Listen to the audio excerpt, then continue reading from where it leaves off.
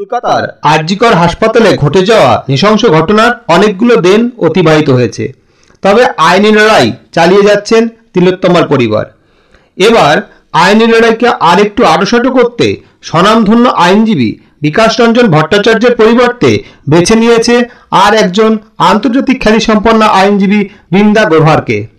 বৃন্দা গ্রোভার রাষ্ট্রপুঞ্জের মানবাধিকার কাউন্সিলের সদস্যা, যিনি মানবাধিকার ও মহিলা শিশু সুরক্ষার জন্য অসংখ্য মামলা লড়েছেন।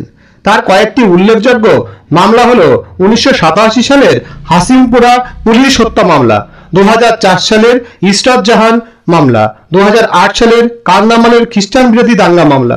শুধু মামলাতেই নয়, শিশুদের যৌন হেনস্থা থেকে সুরক্ষা ও নির্যাতন প্রতিরোধের বিলের খসড়া তৈরিতেও তার বিশেষ অবদান রয়েছে।